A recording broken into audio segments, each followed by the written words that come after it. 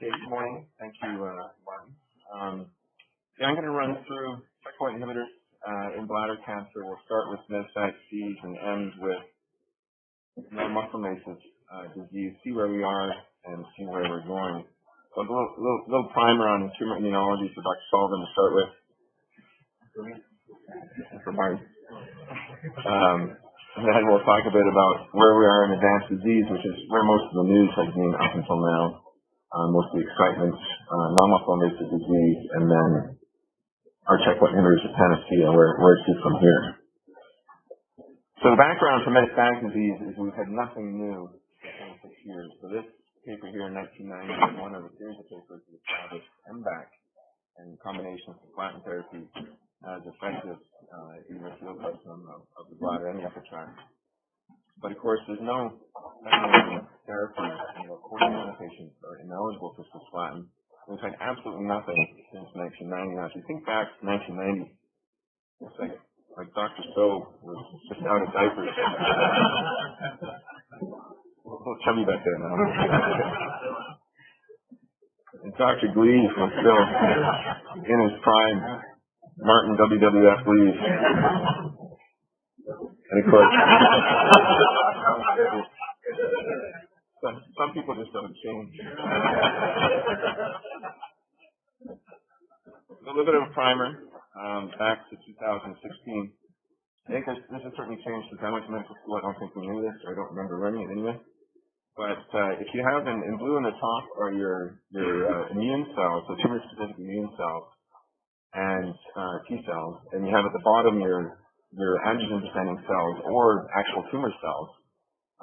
These express various things, so T cell receptors on the T cells, obviously, and MHC and antigen on the tumor-presenting cells. And you have a lot of co-stimulatory molecules, so they can either activate or inhibit. And you see on the left-hand side, the PD-1, PD-L1 axis is an axis for inhibition of the immune response. And on the right, the CTLA-4 is also an inhibitor. So these are co-stimulatory molecules that are trying to turn off the immune system. And it's a balance between the stimulatory and inhibitory signals that leads to response, or the magnitude of response. And so ideally, when a T cell is activated or binds to an antigen-presenting cell or a tumor cell, everything's turned on and you have an immune response. But if there's chronic persistence of the antigen or chronic infection, then the checkpoint inhibitor, or the checkpoint molecules rather, can turn things off and get an escape from the immune system and a tolerance of antigen. The idea with the checkpoint inhibitors is that you, again, this little red X in the middle here, that you turn off the inhibitions and the immune response is reactivated. So the immune cells are there and they're ready to go, but they've been turned off, and the drugs are supposed to turn them on again, so that the patient's immune system fights the cancer. And this concept, you can tell by the number of drugs out there targeting checkpoints that this has garnered a lot of enthusiasm, and a lot of companies have developed their drugs. A lot of the big companies and other companies that you've never heard of. Bladder cancer, we're going to talk mostly about atezolizumab from Genentech and pembrolizumab from Merck. Now, the trials have sort of happened anyway, and you sometimes wonder if they thought carefully why bladder and not other cancers, and sometimes in retrospect you then go back and try to piece together the rationale for why bladder cancer makes sense for checkpoint inhibitors. There are papers, this paper is from 2007 from a Japanese group that looked at PD-L1 expression. Back then it was known more as B7H1, and found that it did correlate with the aggressiveness of the disease, and they suggest that targeting PD-L1 may make sense for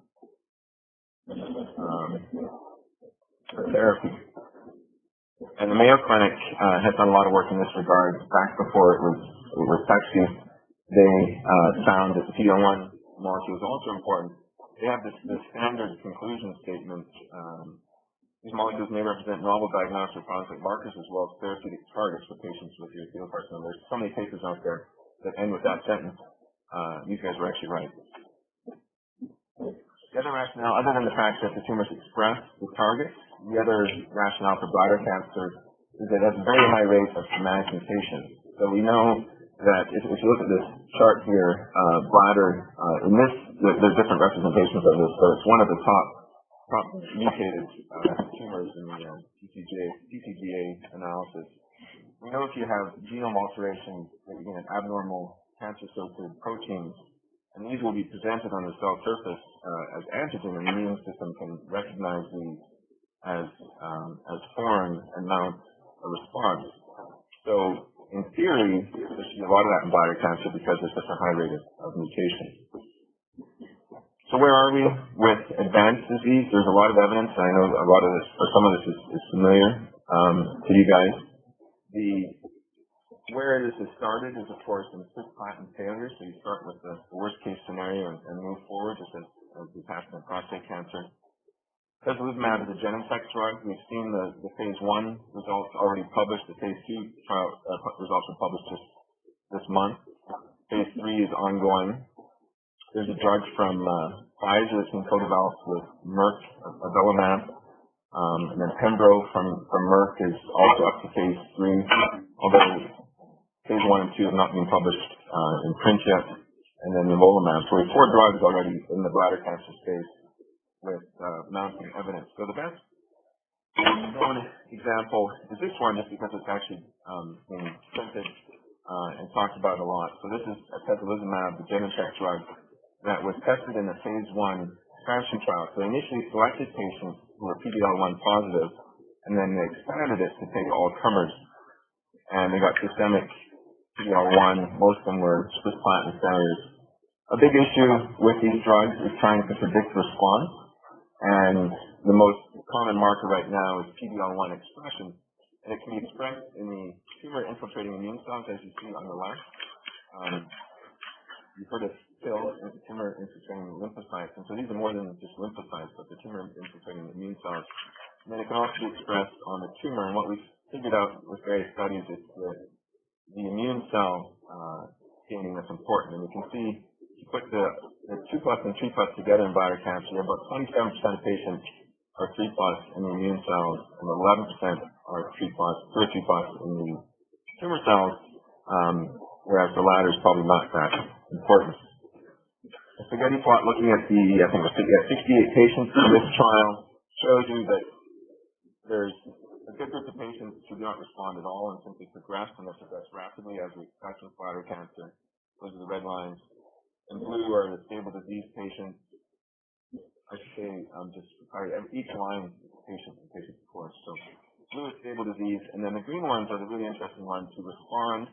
Some of them with complete responses, and you can see that those who do respond tend to have a durable response. And that's one of the really interesting things about the checkpoint inhibitors. This looks at the typical waterfall plot. You can see about half and half are responding, not responding. If you look at tumor shrinkage by this criteria, and you can see that most of the good responders are green, which means that they're 2+ and 3+ by immunohistochemistry. And these are very high-risk patients. If you look at what this graph across the bottom is showing, is there a lot of them with visceral mets, liver mets, and low hemoglobin, which is a negative prognosis indicator. And so this slide just shows that again in numbers. But if you look at the key numbers, so if you have what we would now say positive, so 2 or 3+ positive PD-L1 staining in the tumor-infiltrating immune cells, you get a 43% objective response, which is unheard of in second-line bladder cancer. And you also get stable disease in another quarter, so that overall you have clinical benefit in 70% of patients in this phase 1 trial. And if you look at the negative, so the 0 or 1+, it's 11% response rate, 37% disease stable, and 48% benefit. So even in those who do not have the marker, they do well enough that at this point we would not be willing to say those who are marker negative should not get the drug. The flip side is that these drugs are amazingly well tolerated, and this is a big chart of side effects. But if you look at all grade side effects, 57% had something, but a lot of it's decreased appetite, fatigue, nausea, so nothing horrible. And then grade 3 or 4, only 3 patients out of the 68 had significant adverse events.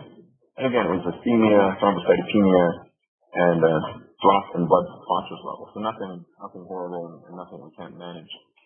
So this is another big positive from the phase 1 trial.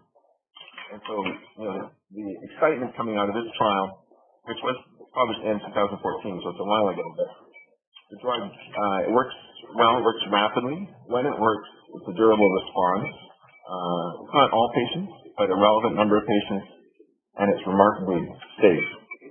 So it was granted breakthrough status by the FDA in June 2014, and was promised a relatively rapid approval process when it got to the trial was updated at ASCO after this publication, just basically longer follow-up. The numbers, if anything, have improved. You see, what was 43% is now 46%. The PD-L1 negative patients went from 11 to 16%. So basically, it's if anything, more encouraging. There was more toxicity. So now 64% adverse effects, and especially what was 3 or 4% is now 8% for grade 3 or 4 toxicity. So maybe a little bit more toxic than we thought, but still tolerable. So atezolizumab is a PD-L1 inhibitor, so it's binding the ligand.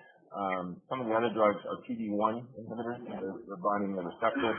The question is, does it make a difference? And I think at this point we don't really know, and I wouldn't necessarily look at the different drugs as trying to figure that out. They're all targeting this axis, and the results are fairly similar. But if we look at pembrolizumab, it's a PD-1 inhibitor, and it was tested first in a phase 1 with expansion. These slides are from Betsy Plimak when she presented it in 2014. It was updated at ASCO last year, but I don't have those slides, so I'm going to use the Betsy slides.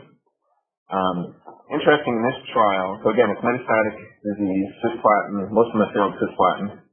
They actually selected patients who were PD-L1 positive by a prototype assay that they were using.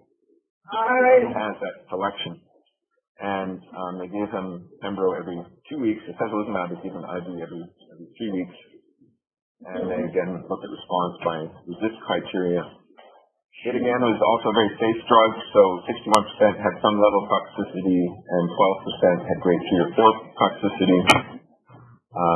Response rate was not as high. The overall response rate was 24%, and it's especially not as high if you think that there was a selection process going on here.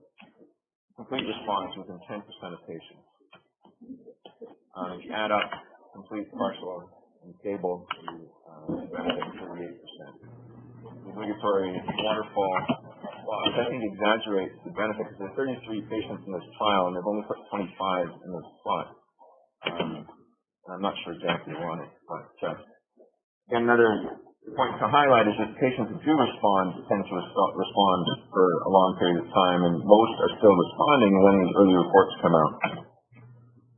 The third drug, just for the sake of completeness, is avelumab, which I mentioned is being made or marketed by Pfizer and Merck together, and it's very similar results. It is So we have 4 agents in phase 1 trials. They're safe, but not necessarily 100%. We can't just negate the toxicity. There is some toxicity. We don't really know if there's a difference between the two. And so the next step, of course, is phase 2, and now we have a large phase 2 trial. These trials also seems to the phase of clinical development seems to be changing. A phase 1 trial used to be a small dose escalation trial, and this, the atezolizumab trial was 68 patients, and they all got the same dose. So it's not what we traditionally think of as phase 1. And now a phase 2 trial with 310 patients is also a pretty big phase 2 trial. But it is still, these phase 2 trials are still single arm. They're still in the chemo failures where there's not a good alternative, which is why they're single arm trials. But this trial, again, from Genentech, it is 310 patients. Almost half of them have failed 2 prior regimens of chemo. The immunohistochemistry, again, for PD-L1 expression is very important. Now it's clear that we're only looking at tumor-intermediate infiltrating immune cells, and they basically call the 2-3 as positive, and everything else we think of as negative. One of the Achilles heels of checkpoint inhibitors at this point is standardizing definitions and the immunohistochemistry and the marker development. Every company is doing it a little bit differently with different cutoffs and especially different antibodies. The outcomes were published. They're published in print. I think it's cut off at the bottom there, but they're published in the Lancet last month. And the objective response rate overall now is 15%, which is a lot lower than it was in the phase 1 trial. For the positive patients, remember it was 42%. Here it's 26%. 10% for patients who are scored a 1 on immunohistochemistry. And the authors compare it to historical results for second-line chemotherapy in this setting, and that would be about 10% as well. So it's really only the patients who are PD-L1 positive who have a benefit over that historical control. Complete response was 11%, which is remarkable in the patients who were PD-L1 positive. And again, almost all patients who responded were still responding a year after starting treatment.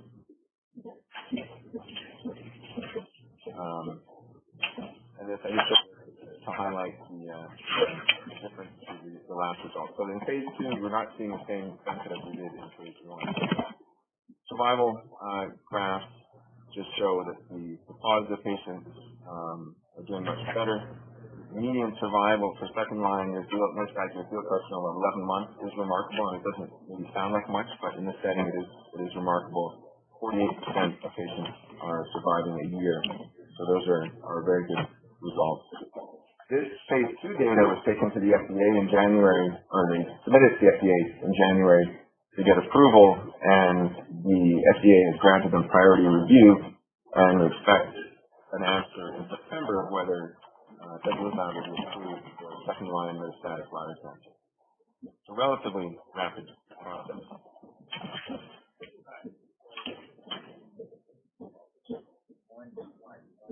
Yes. Seems, yeah.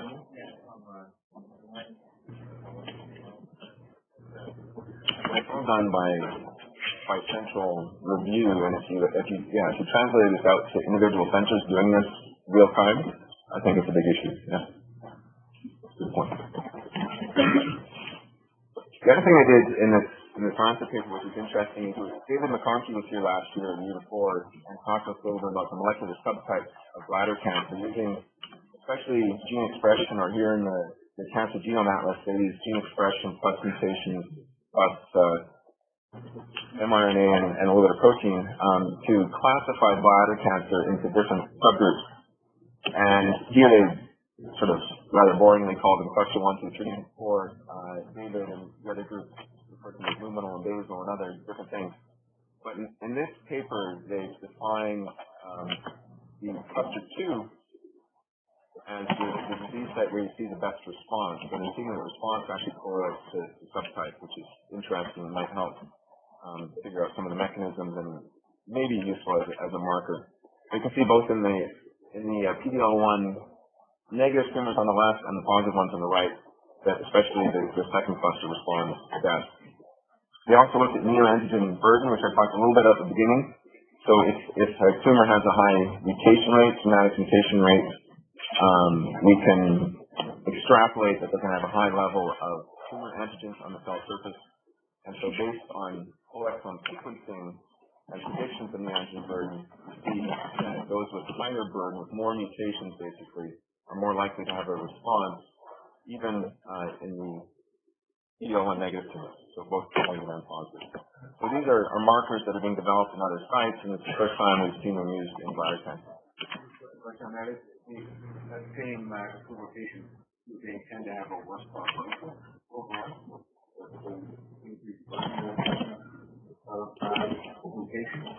I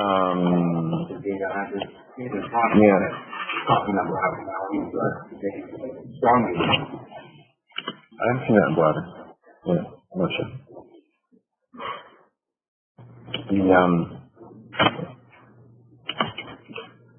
In this large phase 2 trial, now we also see toxicity again. I believe that was 4%, and that was 8%. Now we're at 55% for grade 3-4 toxicity. So this also changes the perspective a little bit that these are real drugs with real toxicity and ultimately will be delivered mostly by our medical oncologists, I think, and not by interesting based on this. So the hype, there was a lot of hype after the phase 1 trial. It didn't really dissipate after this trial, but I just happened to see this on Twitter at the time. Jim Cato, most of you know, is the editor of European Urology, and his expertise is in bladder cancer, so he's definitely a thought leader in bladder cancer. He's the only person I've actually heard make a negative comment about the trial results, but given the amount of hype from phase 1, I think there was a little bit of a disappointment in phase 2, and I think the challenge is just to see how we can optimize patient selection and in the path forward. So there's also phase 2 trial for pembrolizumab.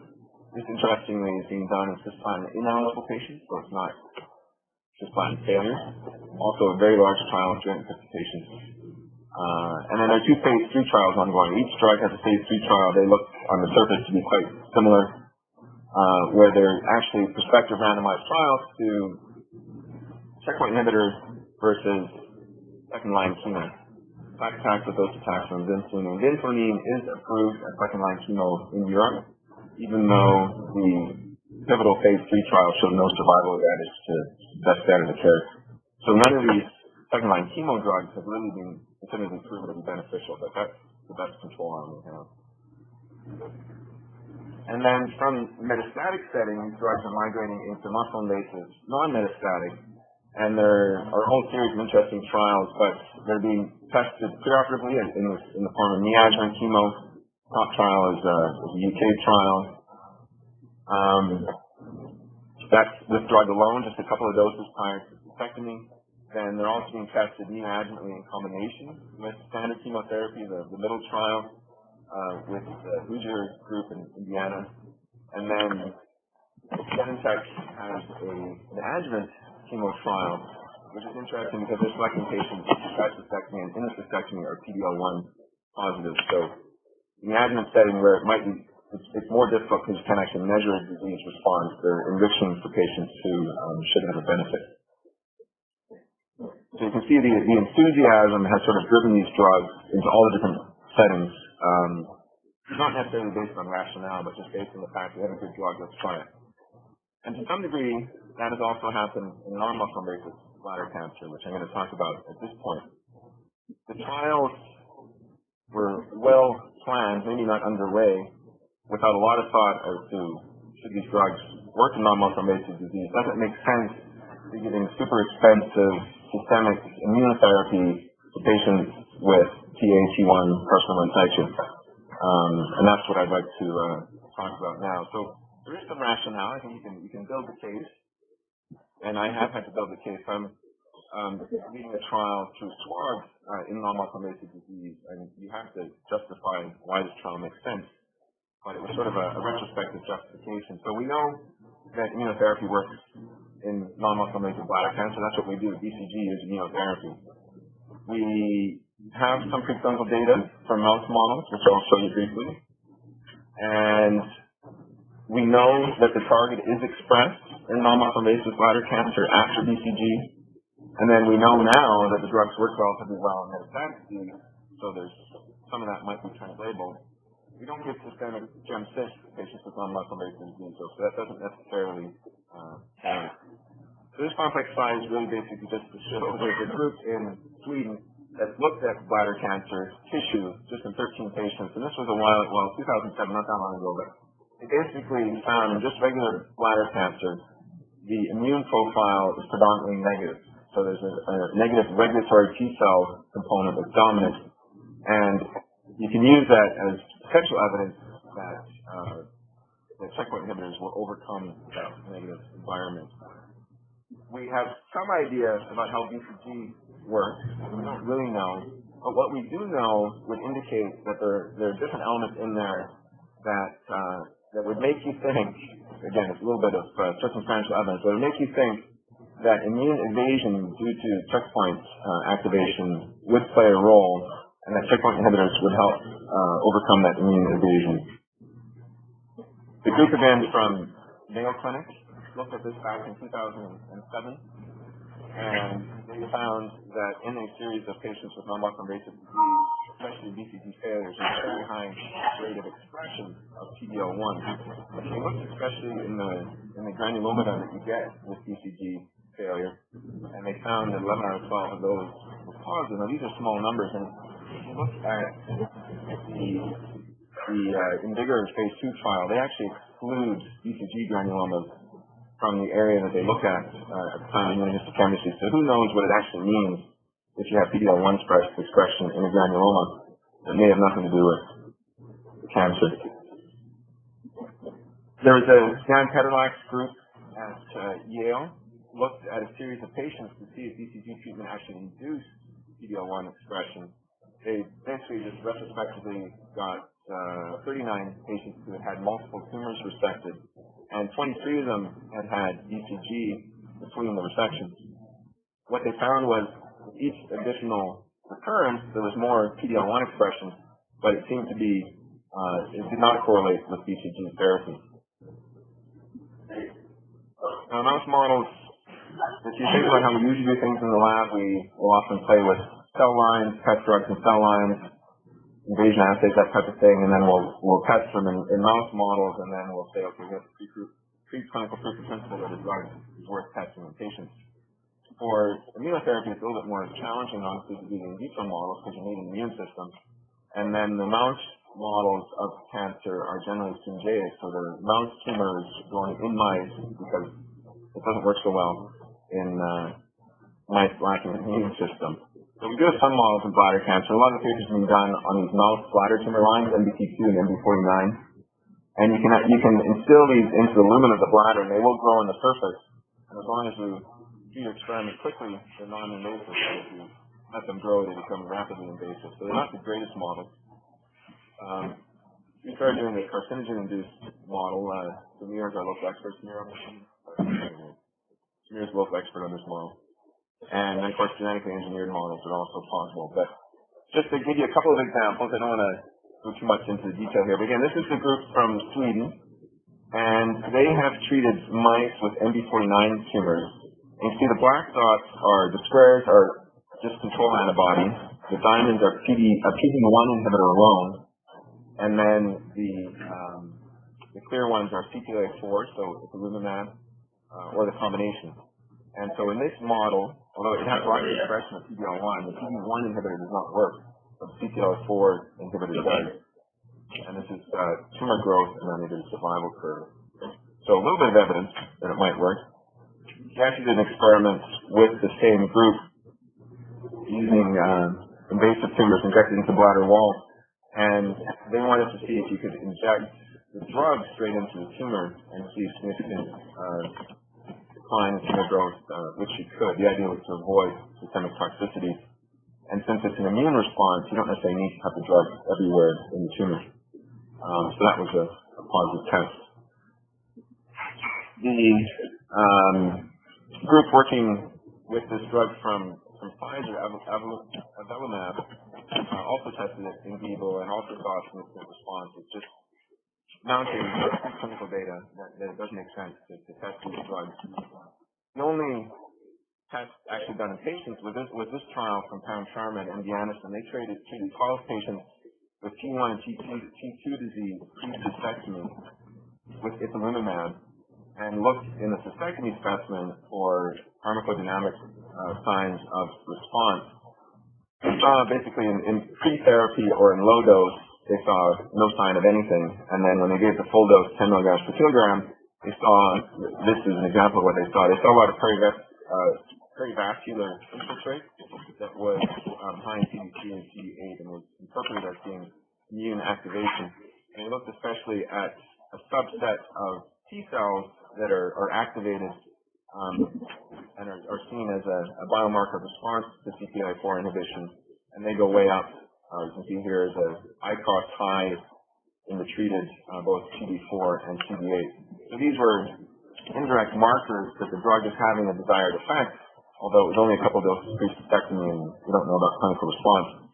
One of the patients of these 12 ended up blind from a uveitis, which I think put a little bit of a damper on the enthusiasm for this. it was treated with steroids and eventually got better. So there is some evidence that these drugs might work in non-muscle invasive disease. And so there are now at least 2 trials that are ongoing. I'm just going to skip over this. So if we think of disease states in non-muscle invasive bladder cancer, we have the BCG naive patients, intermediate risk and high risk. They've never seen anything. If we have a new drug, we can easily compare it to BCG. Where a lot of the clinical trial activity right now is in the BCG unresponsive. So unresponsive is the new terminology for refractory. And there have been a couple of different discussions with the FDA on defining the disease group and also how the trials should be done, which has set up this disease state for clinical trials, because industry now knows if they sort of stick to these rules, they'll end up with results that can lead to FDA registration.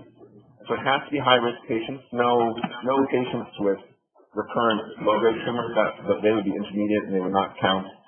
They have to have had BCG plus at least 1 round of maintenance or 2 rounds of induction, with the exception that a high-grade T1 patient after induction only would also be considered BCG unresponsive. So it's a fairly detailed description of exactly what the disease state is. And then we have the BCG failures. They're patients, they can be intermediate or high risk, and they've only had induction. And in these patients, you can give more BCG. So a trial would be more BCG versus BCG plus drug of choice. In the BCG unresponsive, there is no second line. It's only cystectomy. So the trials there are single-arm phase 2. All you have to do is test your drug of choice against nothing and meet certain criteria for response rate, and you can get FDA approval. So it's a pathway that is relatively simple. And so specifically for the checkpoint inhibitors, there are phase 1 trials, although interestingly the phase 1 trials sort of came along after the design of the phase 2 trials. For the Genentech drug, the phase 1 trial, I don't think has started. It was supposed to launch this year, and there's a small investigator-initiated Pembro trial in Illinois.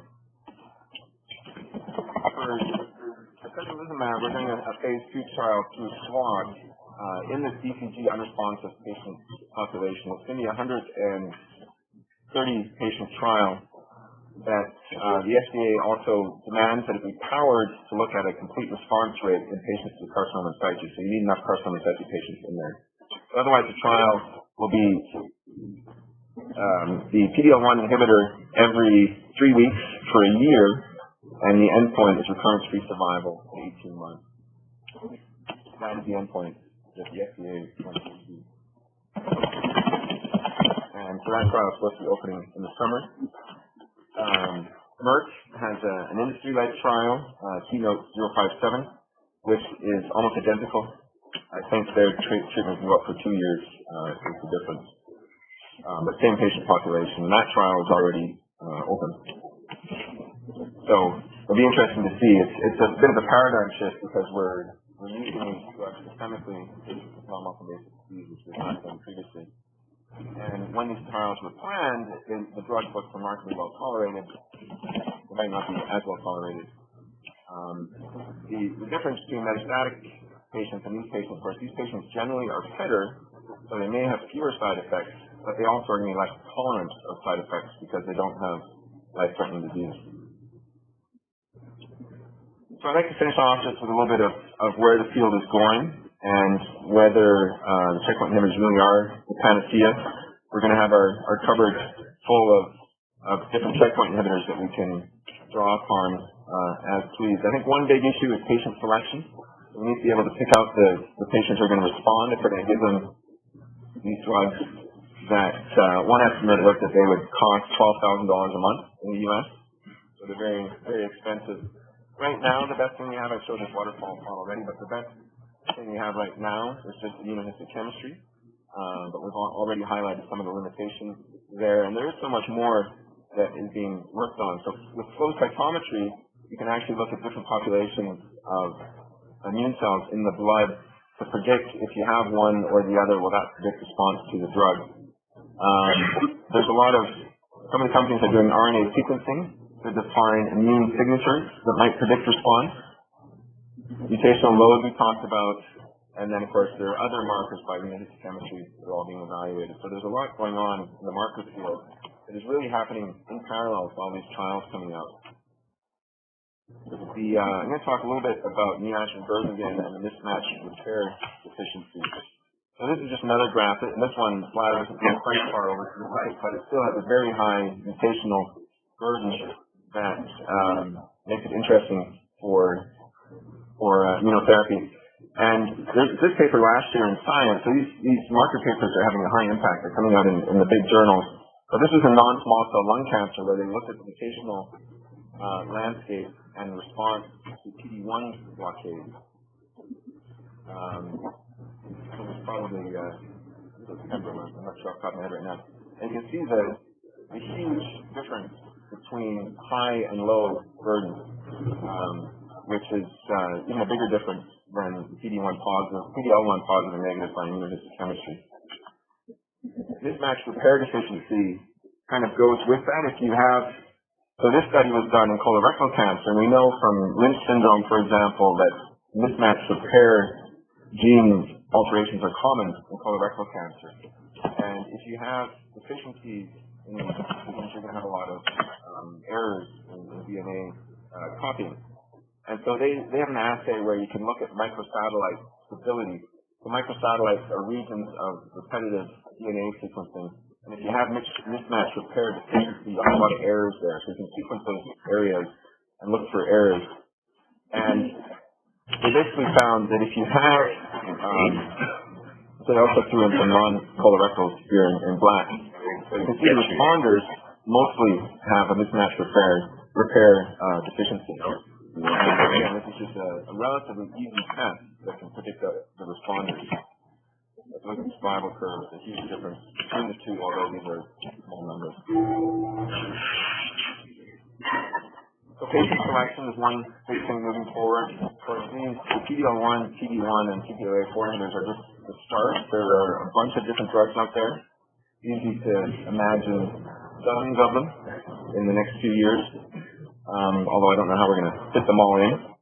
And then once you have multiple drugs, of course, you're then talking about combination. In general, if you talk to people, I was seeing emails with Colin Dini over the weekend, who's at MD Anderson, and he's been working on an adenovirus to treat non-muscle invasive disease for at least 10 years. So the focus is now shifted to combining the adenovirus with a checkpoint inhibitor. So everyone's like, okay, now we have to combine what we have with a checkpoint inhibitor. Because the presumption is that this is going to be standard of care pretty soon, and how are we going to improve upon it? If, just in general terms, if you have a strong anti-tumor response already present in the tumor, or an immune response present, then you can expect to give one of these drugs, and you'll actually see a response. But if there is no endogenous response, it's not that there's a response that's being suppressed, there just is no response, the drugs aren't going to work. And I think those are the patients that right now are having no benefit. So the idea is if you can generate an immune response and then add in a checkpoint inhibitor, you can get more patients to respond. And this is where combination makes a lot of sense. Tony Riba is a melanoma researcher in this field. And this is sort of the message that he gave at ASCO last year. The future of cancer therapy is checkpoint inhibitor plus whatever else you want. And where else you want is this is a complex slide, but there are, in bladder cancer, there are vaccine trials ongoing. Radiotherapy, I'll show a slide, makes sense to some degree. There are viral therapies. Anything you want, combine it with checkpoint inhibitors, and it will probably improve